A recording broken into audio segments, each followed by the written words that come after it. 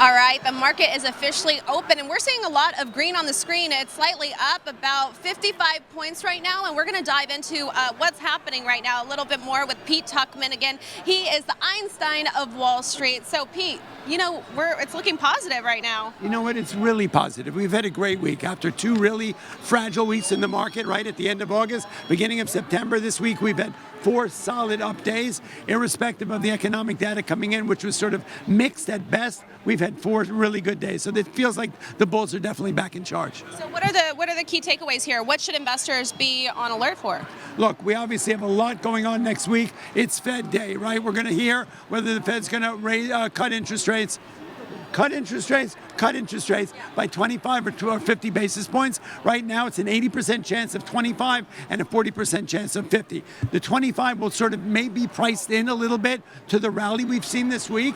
If they do 50 basis points, people may start to be concerned that there's more trouble for the consumer in the marketplace. We did see a little bit of intraday reversals this week because of ALLY, Allied Bank, JP Morgan, Goldman Sachs. Some of the banks felt a little soft based on the state of the consumer and their credit card debt and car loans and whatnot, but the market rallied back both days. Tuesday and Wednesday, we had intraday reversals that were significant. That shows that people are really interested in when the market pulls back and we see any kind of sell side, the buyers come in with abandon. Talk to me, and we're actually getting images right now of the team at Citi signing the wall as they make their way down to the trading floor, who we're going to be speaking to in a little bit. But you know what? Talk to me about other signals from the Fed that could really influence how investors approach all of the scenarios that are unfolding right now, and how should investors be preparing for whether it be a 25 basis point rate cut or a 50 point. Okay, so look, September historically is a seasonally very volatile month, but it's also a weaker month. We've seen that over year after year. This year, I don't think that's going to be the case. We had August was an extraordinary month. We had that great August 5th huge sell-off. We had 2 weeks post after that were really a nice rally, but obviously there's a lot of sectors that have been under attack by the marketplace in general. Magnificent Seven has had one of the great years of all time, but they also now have hit up a level of resistance. So look, we need to look and see what the Fed's going to do with how many basis points. We're going to have to see how September unfolds. Are we going to have more than one cut? Right? With peers, we may have 2 or 3 cuts, and that's what the market has to really identify, absorb, and process.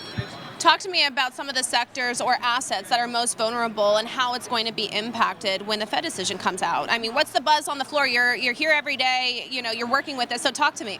So I think obviously banking, right? And we saw that happen this week.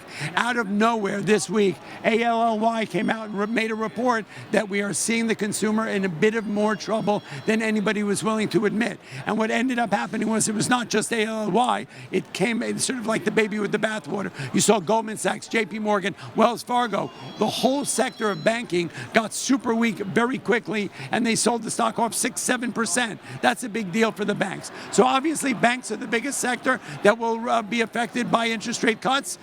Somewhat positive, somewhat negative. We'll see how that unfolds. And what do you think we can anticipate for the rest of 2024 leading into 2025? You know what? I am super confident that the end of the year is going to be a good one. I'm not here to predict what the market will do, but just from the sentiment I'm feeling on the floor, every time we've seen any kind of a pullback, the bulls have come back in and just taken the market really strong.